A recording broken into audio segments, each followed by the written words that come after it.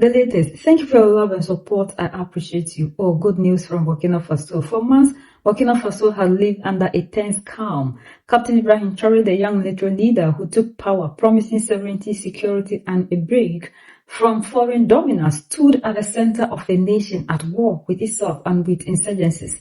But behind the scenes, according to authorities, something darker was allegedly unfolding. Some few days ago, we heard what was happening in Burkina Faso and who was the head of it. A familiar name resurfaced, who was Paul Henry Santiago Damiba, the ex-president of Burkina Faso. Once hailed as a disciplined soldier intellectual, Damiba had ruled Burkina Faso before Traore. His rise to power was itself born of discontent, anger at insecurity, frustration with civilian leadership, and military desperate to regain control. When he took over, many believed he was the answer. A man in uniform with books under his arm, a strategist, a reformer. But power in Burkina Faso is never static. Damiba's presidency did not last long. As insecurity worsened and public frustration grew, the military turned on its own once again. In a dramatic turn, Captain Ibrahim Traore emerged, accusing Damiba of failing the mission. Damiba was pushed aside and Traore took the helm.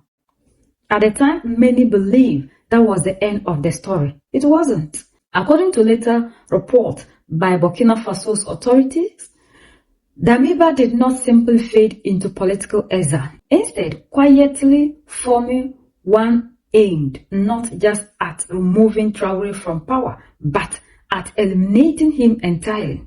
The authorities announced that senior military officers had allegedly confessed to being part of a destabilized plan.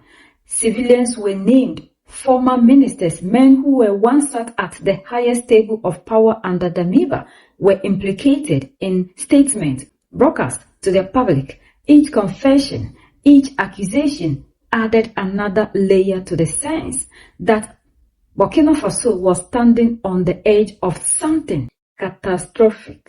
The allegation painted a picture of a deep, coordinated effort, meetings held in secrecy, loyalties tested, and plans alleged drawn to return Damiba or his influence to the center of power.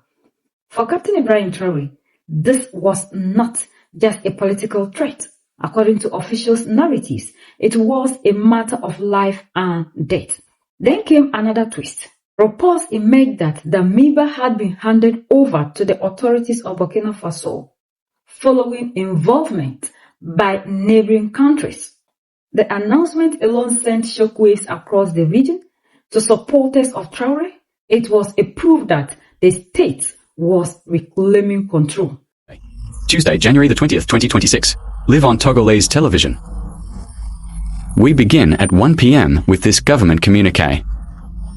Dated January the 12th, 2026, the competent Togolese authorities have received an extradition request submitted by the judicial authorities of the Republic of Burkina Faso concerning Mr.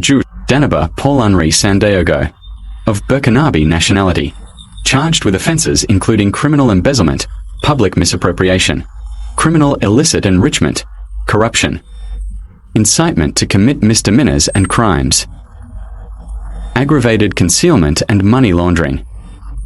The competent Togolese authorities, after examining the regularity of the aforementioned request, have taken appropriate legal action.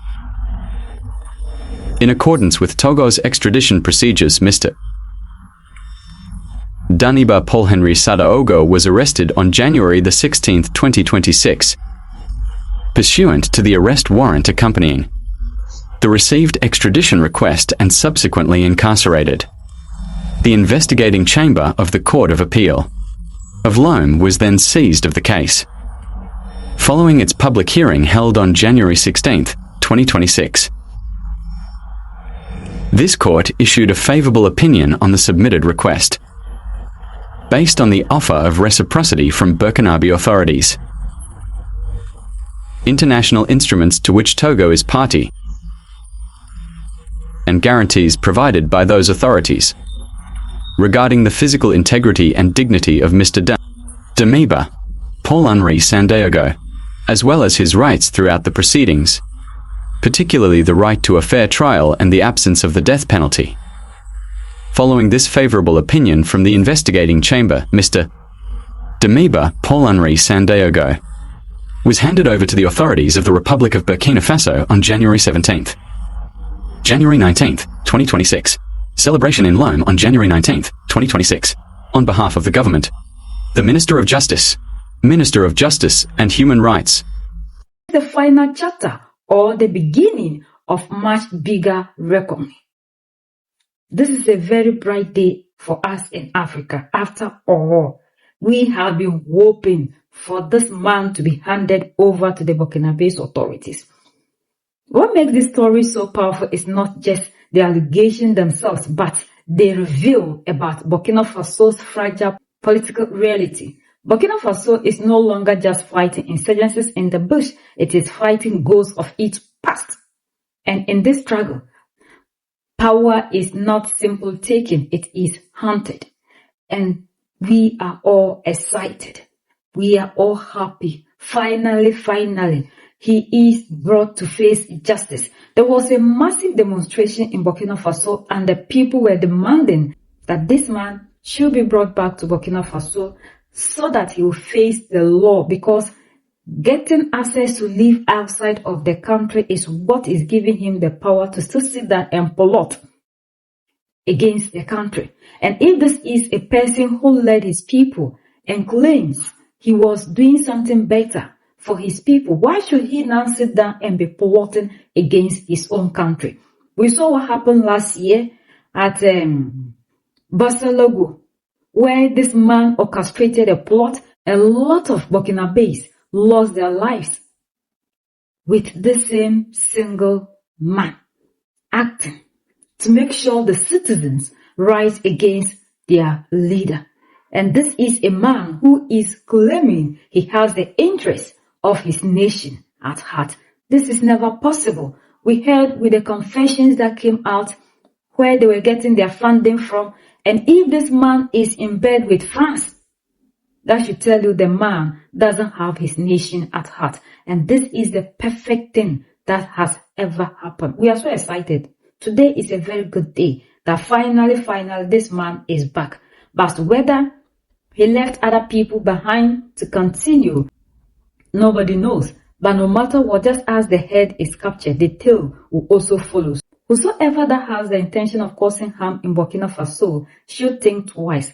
This Africa we are building is an Africa that is ready to go to any length to set ourselves free. We are no longer ready to become modern slaves to other people.